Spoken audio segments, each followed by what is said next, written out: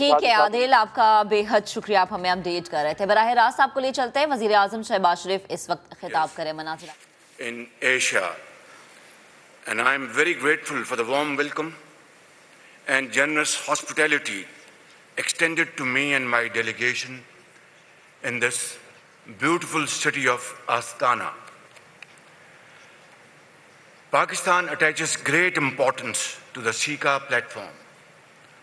The conference has been playing an important role in enhancing cooperation and promoting trust and understanding on the Asian continent.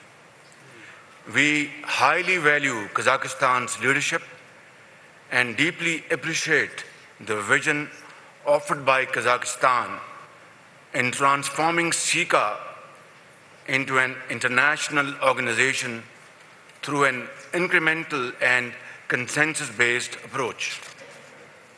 Mr. Chairman, Pakistan is living through a colossal climate-induced calamity.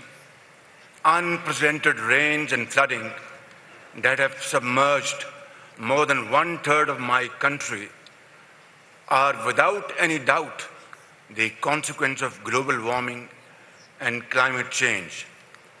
The initial estimates of total loss to our economy is to the tune of over $30 billion. And I have spent the last many weeks going from one place to the other, watching devastation with my own eyes. I have embraced people, children, and of course, those marooned in the water who have lost everything, perhaps even their dreams. And I have marshaled all the resources at my disposal for rescue, relief, and rehabilitation. But I am grappling with the sinking feeling that we just do not have enough at hand. The force of nature of climate change has truly overwhelmed us. What makes this situation even more tragic is that even though Pakistan is responsible for less than 1% of global carbon emissions, yet we are among the top 10 countries most severely impacted by climate change. This disaster may set Pakistan back by decades. More than 1,600 Pakistanis, including children, have lost their lives. Thousands of kilometers of road infrastructure and bridges are washed away. Entire villages have been swallowed up by raging waters. Cotton, wheat, and rice crops lie in ruins. Vast stretches of land today resemble an ocean. Navy boats run where once children played football and cricket. Mr. Chairman, Pakistan needs immediate help. Our 33 million climate refugees, that is more than the population of many countries. These climate refugees need to be rehabilitated, and today I am personally grateful to the UN Secretary General Antonio Guterres for having visited Pakistan last month. We are very thankful to the UN for the fresh flash appeal of $816 million for Pakistan earlier this month. Many countries have also pledged financial assistance and sent relief goods. On behalf of my nation, let me thank each and every one of them for their acts of generosity and empathy. And I can see many leaders sitting around this table who have been generously committing support to Pakistan, and I thank you all from the core of my heart. And ladies and gentlemen, we look forward to your continued support as we transition to the more daunting phase of rehabilitation and reconstruction. And let me assure you, we are determined and we are committed by the grace of God that we will emerge stronger from these floods, and we shall, inshallah, bounce back in a very short period of time. Mr. Chairman, Pakistan's location offers a natural bridge and conduit among regional economies. The China-Pakistan Economic Corridor, the flagship project of the Belt and Road Initiative, has transformed the economic and connectivity landscape of the region. We invite our friends to take advantage of the opportunities for trade, business, and investment in Pakistan. Excellencies, 4 decades of conflict and instability in Afghanistan have taken a heavy toll on millions of Afghan people and imperiled regional peace and security. Of all the countries in the world, Pakistan has borne the most serious consequences of the conflict in Afghanistan. We have suffered over 80,000 casualties and economic losses of over $150 billion in the fight against terrorism. And finally, by the grace of God, we were able to beat terrorism of all shades and color in Pakistan. Not only in Pakistan, it has sent a great message to peace-loving world across the globe that out of these great sacrifices, Pakistan has been able to become a country instrumental in controlling terrorism and extremism. To this day, we continue to host about 4 million Afghan refugees on our soil. A peaceful, stable, united and prosperous Afghanistan is in the best interest of Pakistan, not only Pakistan, the entire region and the international community. We call upon the world to support the people of Afghanistan in their quest for sustainable peace, stability and development. Mr. Chairman, Pakistan's first priority is to revive rapid and equitable economic growth. To do so, stability in the region is most essential. Pakistan desires peaceful relations with all its neighbors, including India. However, until India brings its atrocities in occupied Kashmir to a grinding halt, a just and lasting peace will remain elusive.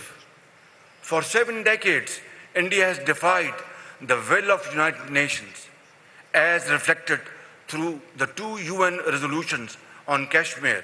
For 7 decades, India has trampled the will of the people of Jammu and Kashmir by denying them the right of self-determination.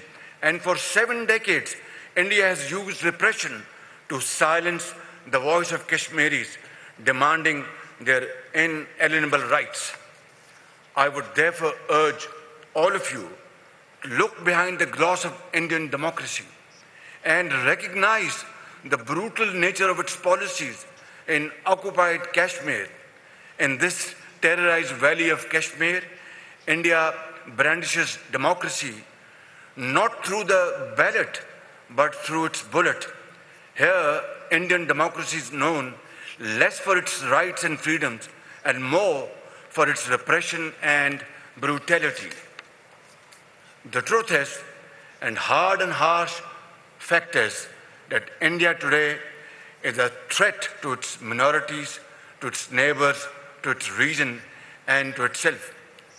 And yet, Your Excellencies, we are willing to engage with India for the sake of peace, prosperity, and progress in the region, because we cannot afford to have more poverty, unemployment on both sides of the border. We just cannot afford to deploy and commit our meager resources towards creating tension. Enough is enough. We need to really provide education, health, and medicine and jobs to our children, millions of our children, both sides of the divide. And if we did not act speedily, Posterity will not forgive us. Therefore, I am absolutely ready and willing to have serious dialogue and discussion with our counterparts, Indians, provided they show sincerity of purpose and they show that they are ready to discuss issues which have really kept us at a distance over decades and creating tension, not promoting trade, not promoting investment. This has to come to a stop. And I am absolutely committed and ready to move forward, to provide an opportunity to our generations, to our future generations, and leave a legacy that finally we were able to realize the gravity of the situation. And finally, here we are, that we, with a great mind and great hearts, did a job which would provide peace, progress for all time to come. But the onus remains on India to take the necessary step for meaningful and result-oriented engagement. We also need to urgently find political solutions to the conflicts in the Middle East and elsewhere in Asia. A just and lasting settlement of the Palestinian question is essential for comprehensive peace in the Middle East. Mr. Chairman, we reaffirm our commitment to the CICA process and the concept of common, comprehensive, cooperative, and sustainable security in Asia. These giants sitting on my right, on my left, Allah Almighty has blessed upon all of us and all of them huge bounties and resources. If we team our resources and efforts together, I have no doubts in my mind that Asia and joining parts can really stand up and walk with a sense of pride and achievement. Through meaningful interaction and constructive dialogue, we can build and bolster mutual confidence and trust. We are facing great difficulties, but I am undaunted by the sultry weather. I am one of those, along with you, who believe in eternal justice, believe in Allah Almighty. I have no doubt in my mind, with the support of people of Pakistan and with the support of our friendly and brotherly countries, Pakistan will and shall come out of this problem. Thank you very much. God bless you.